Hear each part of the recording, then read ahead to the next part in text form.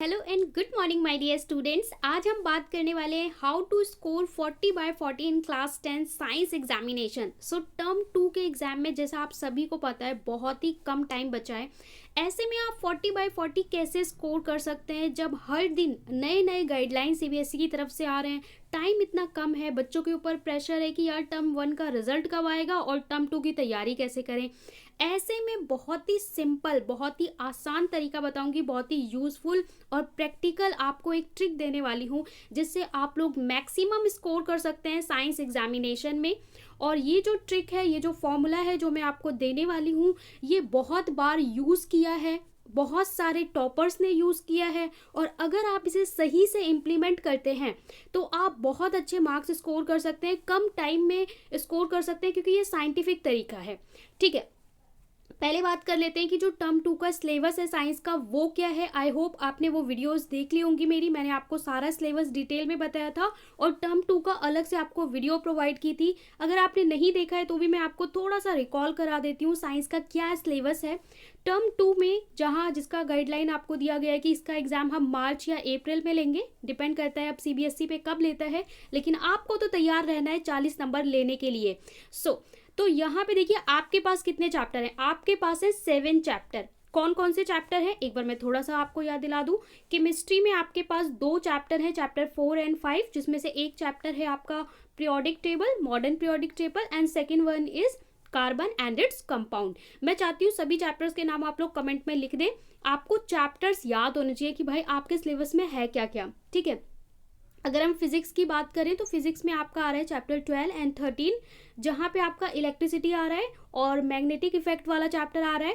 And अगर हम bio की बात करें तो बायोलॉजी में भी आपके 2 चैप्टर हैं, एक आपका है heredity and evolution and second one is how do organism reproduce. Okay, 8 and 9। और एक चैप्टर है आपका चैप्टर 15 जो आपका इन्वायरमेंट सेक्शन से आता है। तो टोटल आपके हैं 7 चैप्टर। इसमें से भी हम कुछ देखेंगे, डिलीटेड टॉपिक आपके हैं जो मैंने आपको पहले ही बता रखा है। ठीक है, यहाँ पे हम सिलेबस डिस्कस नहीं कर रहे हैं, सिलेबस आप सभी को पता है, मैं थोड़ा सा आपको रिकॉल करवा रही हूँ। हम केवल ट्रिक की बात करने वाले हैं। इसमें से कितने चैप्टर आपने कर लिए हैं, कितने बचे हुए हैं, डजेंट मैटर। आपने अगर एक भी चैप्टर नहीं किया तो भी कोई बात नहीं है, और आप पूरा सिलेबस कर चुके हैं तो भी ये आपके लिए काम करेगा, ये सभी बच्चों के लिए है। अब देखिए यहाँ पे आपको थोड़ा सा आपका पोर्शन भी डिलीट है। अगर हम बात करें कार्बन एंड इट्स कंपाउंड, तो यहाँ से आपका जो नॉमेनक्लेचर वाला पार्ट है वो डिलीट है। चैप्टर 13 जो आपका अल्टरनेटिंग करंट है और उस पर बेस्ड एप्लीकेशन है, वो वाला पोर्शन डिलीट है। तो और बाकी सारे चैप्टर्स में आपका कंप्लीट टॉपिक्स आ रहे हैं। अब हम बात करते हैं हमारी ट्रिक की। वन सीक्रेट ट्रिक जो आपको दिलाएगी 40/40 इन साइंस एग्जामिनेशन। जो हमारी सीक्रेट ट्रिक है वो ट्रिक है रिवर्स मेथड। अब ये रिवर्स मेथड क्या है, इसे समझने के लिए नॉर्मल कंडीशन को आपको समझना होगा। नॉर्मल कंडीशन में एक स्टूडेंट क्या करता है, सबसे पहले अपने सिलेबस को कंप्लीट करता है, देन वो क्या करता है, क्वेश्चन बैंक सॉल्व करता है। उसके बाद सीबीएसई के अपने जो सैम्पल पेपर रिलीज करती है, सैम्पल पेपर लगाता है, और इसके बाद वो इंपॉर्टेंट क्वेश्चन करता है। उसके बाद बच्चा अपने नोट्स को रिवाइज करता है, फिर बोलता है मेरी तैयारी पूरी हो गई। अब इतना टाइम तो आपके पास बचा है नहीं, क्योंकि आपके पास कितना दिन बचा है, बिल्कुल आप हाथों पे काउंट कर सकते हो। 1.5 से 2 महीने हैं, और जिसमें आपके पास 6 सब्जेक्ट हैं, किसी बच्चे के पास 7 सब्जेक्ट्स हैं, और हर सब्जेक्ट में 7 से 8 चैप्टर आपको प्रिपेयर करने हैं। ऐसे में हम फॉलो करने वाले हैं रिवर्स मेथड। टाइम कम लेकिन इफेक्टिव बहुत ज़्यादा है, क्योंकि ये बहुत सारे बच्चों ने यूज़ किया है, टॉपर्स ने यूज़ किया है, और इससे उनको बहुत अच्छा 100% रिजल्ट मिलता है। अब ये रिवर्स मेथड क्या है, तो आपको जो मैंने आपको ये पाथ बताया ना, इसमें आप लास्ट में जाते हो इम्पॉर्टेंट टॉपिक पे, है ना, इम्पॉर्टेंट टॉपिक वाला। अब ये इम्पॉर्टेंट टॉपिक आते कहाँ से हैं, जब आपके टीचर्स आपको पढ़ाते हैं तो बोलते हैं ये टॉपिक बहुत ज़्यादा इंपॉर्टेंट है। वो कहाँ से बताते हैं, हम भी आपको बताते हैं ये टॉपिक इंपॉर्टेंट है, इसका बहुत ज़्यादा चांस है। ये कहाँ से बताया जाता है, ये सब कुछ आपको बताया जाता है PYQ से, प्रीवियस ईयर क्वेश्चन से, जिसे आप सबसे लास्ट में करते हो, और यही आपका रिवर्स मेथड है।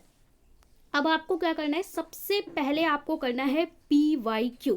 आपने अगर एक भी चैप्टर नहीं पढ़ा, 7 चैप्टर आ रहे हैं क्लास 10 में, एक भी साइंस का चैप्टर नहीं पढ़ा, या फिर आपने 7 चैप्टर पढ़ लिए हैं या 4 चैप्टर पढ़े हैं, सभी बच्चों के लिए ये काम करेगा।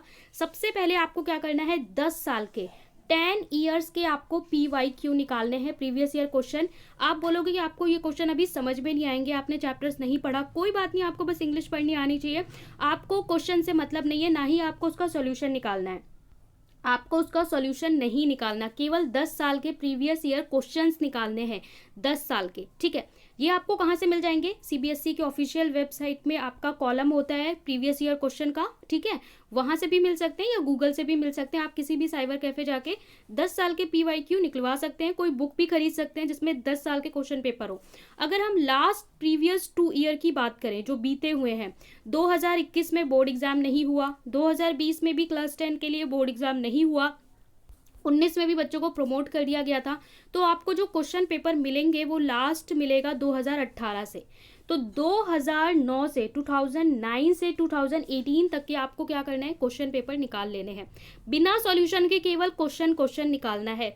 मैं मान के चलती हूँ कि आपने कुछ नहीं पढ़ा, आपको क्या करना है? ये क्वेश्चंस निकाल लेने। अब क्या करना है? सबसे पहले ये जो PYQ है, प्रीवियस ईयर क्वेश्चन है, इसको आपको क्वेश्चन को बहुत अच्छे से पढ़ना है हर टॉपिक से। क्यों?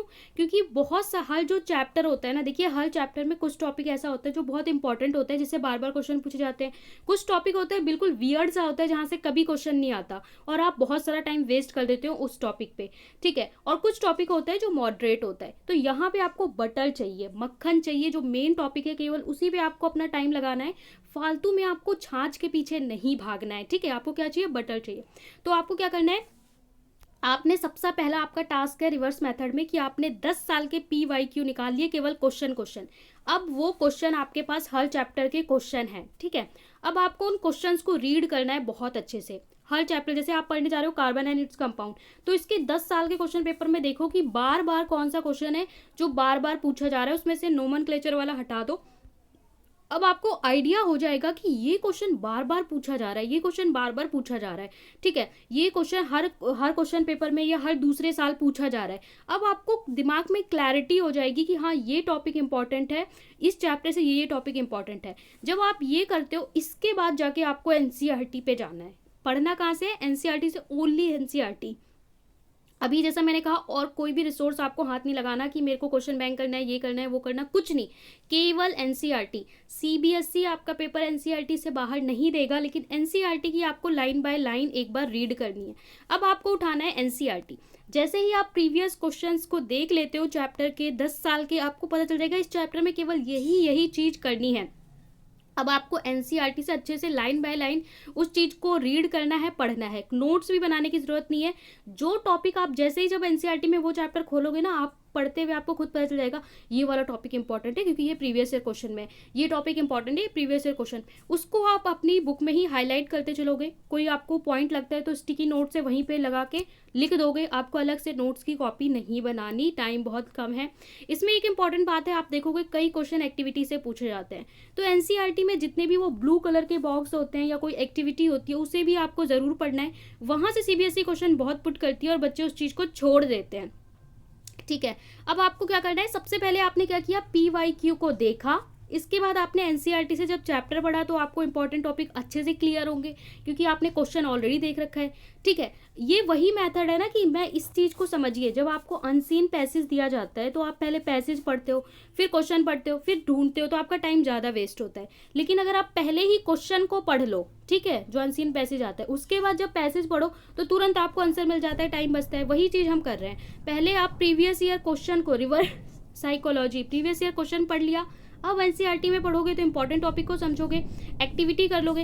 अब आपको क्या करना है? अब आपने क्वेश्चन भी पढ़ लिया था, NCERT भी पढ़ ली, अब आपको प्रीवियस ईयर क्वेश्चन लर्न करने, याद करने। अब आपको क्या करना है? इनका सॉल्यूशन आप चाहो तो खुद से लिख सकते हो, ठीक है, प्रीवियस ईयर क्वेश्चंस का, या फिर चाहो तो इसका सॉल्यूशन भी आप ऑनलाइन गूगल से निकाल सकते हो, नेट से निकाल सकते हो कि किस क्वेश्चन का आंसर हमें कैसे रिप्रेजेंट करना है। और इसका चाहो तो आप प्रिंट आउट निकाल लो और चाहो तो अपनी कॉपी में टाइम है तो आप लिख सकते हो। और वही आपका नोट्स है, वही आपका सब कुछ है। प्रीवियस ईयर क्वेश्चंस को, जो 10 साल के क्वेश्चन है जो आपके चैप्टर्स आ रहे हैं इस टर्म में, उन क्वेश्चंस को आपको रट लेना है, रट लेना है, लिटरली रट लेना है, बहुत अच्छे से याद कर लेना है, क्योंकि यही आपका नोट्स है, यही आपका सब कुछ है। और ये आपको तैयारी करवा रहा है सब्जेक्टिव की। जब बच्चा सब्जेक्टिव की तैयारी करता है ना, तो वो ऑब्जेक्टिव भी दे सकता है, तो आप दोनों चीज़ के लिए तैयार हो जाओगे और आपका मोस्ट ऑफ द कॉन्सेप्ट भी क्लियर होगा, आपके हाथ में लिखने के लिए भी सब कुछ होगा, ठीक है। और इसके अलावा आपको 40/40 लेने हैं, तो आप डायग्राम भी नहीं छोड़ सकते हो, तो आपको कुछ डायग्राम है जो अच्छे से प्रैक्टिस करेंगे, जब आप PYQ करेंगे तो वो डायग्राम भी आपको मिल जाएंगे। यहाँ पे देखिए जो आपका डायग्राम आता है, एक तो चैप्टर 4 जहाँ पे आपको आता है कोवेलेंट बॉन्ड स्ट्रक्चर, तो वहाँ पे वो आपसे बोलता है डॉट स्ट्रक्चर बनाओ या फिर बॉन्ड स्ट्रक्चर बनाओ, तो एक तो वो वाले डायग्राम्स आपको क्लियर होने चाहिए। सेकेंड वन जो आपका मेजर डायग्राम आता है वो बायो से आता है, तो बायो से आपका कौन सा डायग्राम आता है, बायो से आपका है हाउ डू ऑर्गेनिज्म रिप्रोड्यूस में आता है आपका मेल या फिर फीमेल रिप्रोडक्टिव सिस्टम। ये डायग्राम इतना इंपॉर्टेंट है कि आप प्रीवियस ईयर क्वेश्चन देखोगे, हर रिपीटेड ईयर्स में ये क्वेश्चन पूछा जाता है, कभी मेल दे देते हैं, कभी फीमेल दे देते हैं, और कभी ऑप्शन में दे देते हैं इन दोनों में से कोई एक ड्रॉ करो। तो ये तो आपको बहुत अच्छे से प्रैक्टिस करनी है, ये आना ही आना है। इसके अलावा इसी चैप्टर से एक क्वेश्चन आता है सेक्स डिटर्मिनेशन का, ठीक है, जहाँ पे इस तरीके से आपको डायग्राम बनाना होता है कि XX होता है, XY होता है, तो ये बनेगा, तो ये पॉसिबिलिटीज़ का रिटर्न में लिखना भी होता है और डायग्राम भी ड्रॉ करना होता है। इसके अलावा जो आपका डायग्राम है वो आता है जो फ्लावर होता है उसका मेल एंड फीमेल पार्ट को आप क्रॉस सेक्शन करते हुए आपको जो फूल होता है उस फूल का दिखाना होता है, ये भी आपको मिल जाएगा। ये इतने डायग्राम है और हेरिडिटी एंड इवोल्यूशन में इवोल्यूशन वाला पार्ट हट चुका है, केवल हेरिडिटी है, तो वहाँ पे एक P वाला मटर का क्रॉस एक्शन वाला डायग्राम आता है, वो आपको करना होता है। बस इतने डायग्राम है इस वक्त आपके, ये डायग्राम्स आपको करने हैं, और इस तरीके से जब आप करते हैं तो आप बहुत अच्छे से तैयार हो जाएंगे। जैसे ही आप इतना कर लेते हैं, आपने क्या क्या किया, 10 साल के क्वेश्चन पेपर निकाले, फिर उन्हीं क्वेश्चंस को आपने जब NCERT पढ़ी तो उन टॉपिक को बहुत अच्छे से पढ़ा जो आपको बार बार देखा कि पूछे जा रहे हैं, एक्टिविटीज़ भी बुक की पढ़नी है, अब उन्हीं क्वेश्चंस को आपने रट लिया, याद कर लिया, समझ के याद किया है और डायग्राम प्रैक्टिस कर लिए। अब आप पूरी तरीके से तैयार हैं, आपने फिजूल का यहाँ वहाँ फलाना ढिमकाना सैम्पल पेपर ये वो नहीं किया, लेकिन फिर भी आप बहुत ज़्यादा आप फील करेंगे कि मेरी प्रिपरेशन काफ़ी अच्छी है। अब मैं आप इसको इसके पीछे का लॉजिक बताती हूँ कि ये काम क्यों करता है और इसमें बच्चों को टॉपर भी कैसे बनाया है। देखिए, जो एग्जामिनर होता है ना, जब वो क्वेश्चन पेपर सेट करने के लिए उसे टाइम दिया जाता है कि मैम सर आपको 2 दिन में क्वेश्चन पेपर सबमिट करना है, तो जो गवर्नमेंट एम्प्लॉय होते हैं ना, वो इतनी मेहनत नहीं करते हैं कि वो इतनी 50 बुक को प्रीफर करेंगे और फिर इन सबको पढ़ के आपके लिए खुद से नए नए क्वेश्चन बनाएंगे, और हर साल वो नए क्वेश्चन बनाते भी नहीं है। तो जो एग्जामिनर होता है वो क्या करता है, वो भी यही करता है, वो 10 साल के PYQ उठाता है और देखता है जो क्वेश्चन हमने पिछले साल दिया था सॉरी, उसको छोड़ के और क्वेश्चंस वो दे देता है।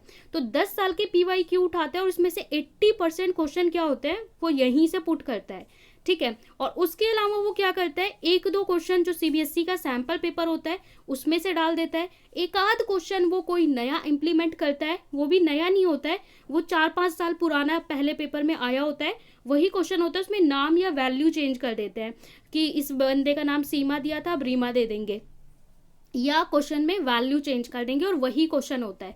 तो जब आप ऐसे करते हो ना, तो आप बहुत ही अच्छे से जो एग्जामिनर है उसके माइंडसेट को समझते हुए तैयारी करते हो। तो आपको एक ट्रिक और ध्यान रखनी है कि जो लास्ट ईयर है, जैसे अगर आप 2022 में पेपर दे रहे हो तो 2021 वाले में जो क्वेश्चन आए थे वो आपके लिए थोड़ा सा कम इंपॉर्टेंट हो जाते हैं, और जो 2020 में आए होंगे वो ज़्यादा इंपॉर्टेंट हो जाते हैं, ठीक है। जैसे इस साल जो आपका क्वेश्चन आएगा वो अगली साल वाले बच्चों के लिए थोड़ा सा कम इंपॉर्टेंट होगा और उसके बाद वाले ईयर के लिए ज़्यादा इंपॉर्टेंट होगा, ठीक है। जो पिछले साल पूछे गए थे उसका थोड़ा सा कम चांस होता है आने का, उससे पहले वाले क्वेश्चन ज़्यादा इंपॉर्टेंट होते हैं।